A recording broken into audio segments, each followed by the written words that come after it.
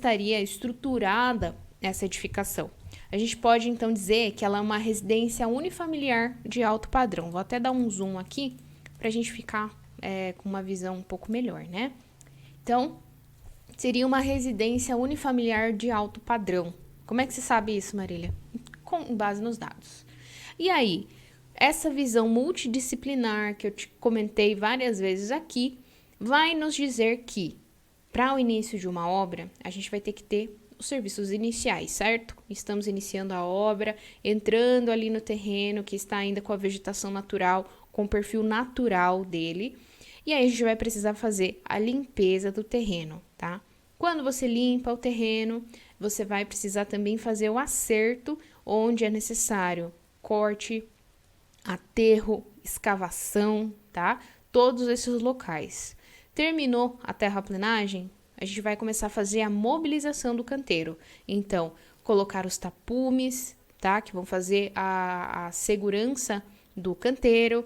Vamos também fazer a instalação provisória de elétrica, fornecimento de energia elétrica, fornecimento de água, esgoto, para utilização durante a fase de construção, tá? Então, vamos mobilizar o canteiro, fazer, dependendo dos recursos, né, dependendo da obra, fazer um pequeno escritório, uma pequena administração, banheiros, vestiários, itens que são básicos, né, também um refeitório ou um lugar digno para as pessoas comerem ali, né, tomarem água, o bebedouro, enfim, uma pequena estrutura para atender no dia a dia da obra. Então, isso se chama mobilização do canteiro.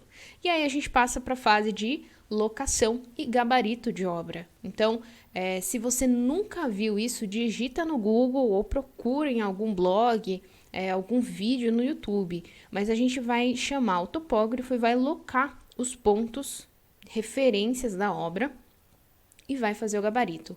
O gabarito é que vai dar referência para a gente começar a fundação, tá? Como a gente interpretou os projetos estruturais ali, a gente vai ter estacas, blocos e vigas baldrame. Então, vai ter que ter escavação, vai ter que ter concretagem, tá? A gente está falando de concreto armado, vai ter que ter armação do aço, enfim. Mas são serviços que vão ter que ser realizados, estacas e blocos e vigas baldrame, tá bom? E aí, terminamos a fase de fundação, vai acontecer a estrutura, né? A fase de superestrutura da casa. Então, aí a gente vai ter pilares, e a gente sabe que é um sobrado, então são o pavimento térreo e o pavimento superior. Então, a gente vai ter os pilares do térreo, as vigas, a laje intermediária, e aí, na parte superior, replica, né? A gente tem os pilares do pavimento superior, vigas do pavimento superior e a laje cobertura, tá? Isso aí a gente tem aquele esqueleto da casa, né? Que a gente conseguiu verificar ali no projeto estrutural, como mostrei agora há pouco. E aí a gente passa para a fase de cobertura. Na cobertura, para a gente fazer aquela telha embutida ali que ele indica no projeto, vai ter que fazer uma impermeabilização dessa laje, para então fazer a cobertura em telha fibrocimento, com todas as estruturas, logicamente, né? E fazer toda a instalação de calhas, rufos e pingadeiras, dentro da inclinação indicada em projeto, dentro do material, dentro das condições do fabricante desse material. Fechou a cobertura, a gente consegue entender que a residência ela está impermeável. Se chover, se não chover, se fizer sol, seja o que for, dá para trabalhar ali dentro. As frentes de trabalho não vão estar travadas. Então, a gente continua com essa questão, né? Temos que fechar a obra. E aí entra a alvenaria, tá? Se tratando de uma estrutura de concreto armado, considerei aqui uma alvenaria de vedação, tá?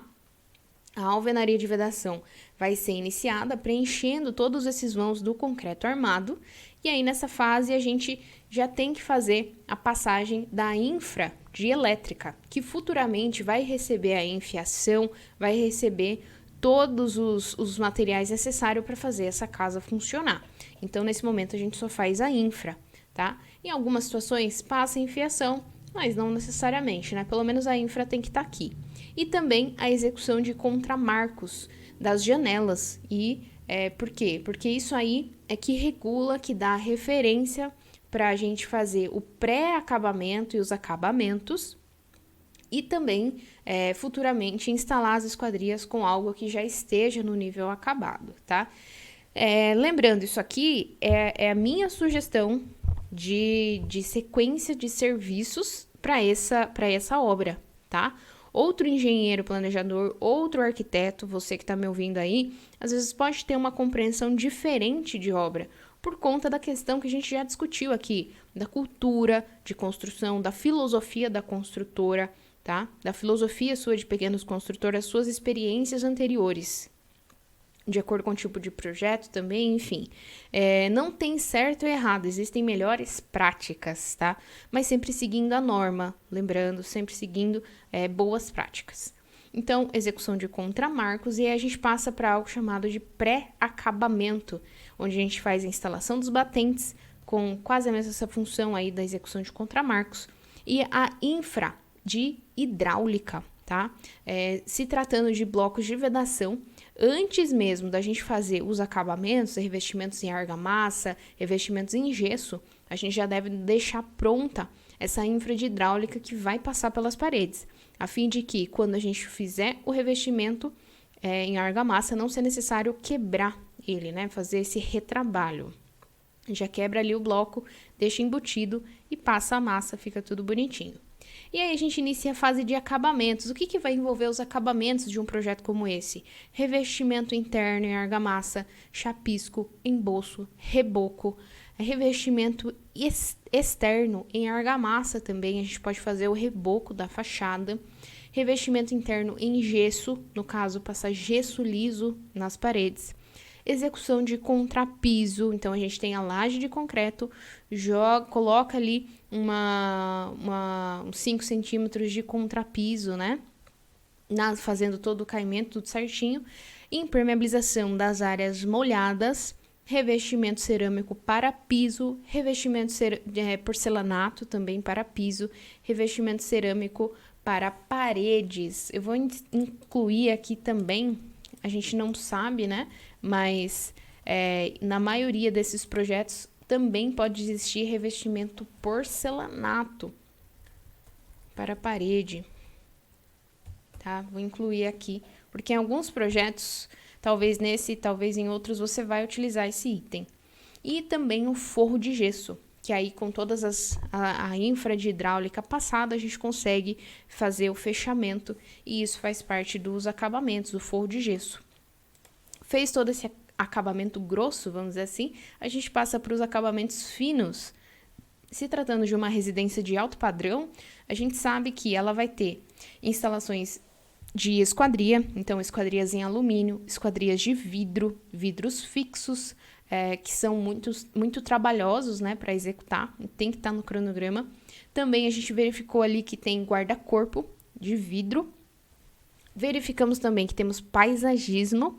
E aqui eu coloco um adendo, né? É interessante você considerar o paisagismo um mês e meio, até 2 meses antes da entrega da obra, para que você possa ir tratando essa vegetação gramínea, tratando essas mudas, para que na entrega das chaves ela esteja saudável, ela esteja crescida. Então, eu considero aqui o paisagismo em acabamentos finos, tá?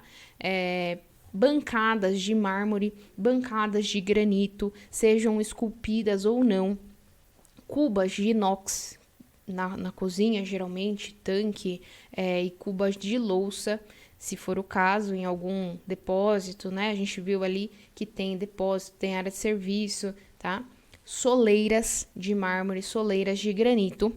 E aí, aqui sim, os acabamentos de elétrica, que a gente sabe que vai ter toda a enfiação, vai ter tomadas, interruptores, lâmpadas, né? Iluminação, tudo mais. A gente entrega isso completo. Então, vem para uma questão de final de obra, né? Às vezes por questão de segurança, às vezes por questão simplesmente de acabamento para entrega. E também vai vir os acabamentos de hidráulica. Então, torneiras, metais em inox, tudo que for relacionado à hidráulica vem neste momento também para finalizar com acabamentos finos. Finalizou tudo isso, a gente vai ter o quê? Pintura, tá? Pintura interna, pintura externa. De 2 demãos, 3 demãos, pinturas especiais, enfim, né? N tipos, mas aqui estou resumindo aqui em pintura interna e pintura externa, porque em cima desse reboco a gente vai fazer uma pintura externa para dar o charme da casa. E aí a gente tem os acabamentos externos. O que seriam isso? A gente viu lá no projeto que a gente tem piscina, tem pergolado, tem um passeio externo, tem uma rampa de entrada ali naquela casa.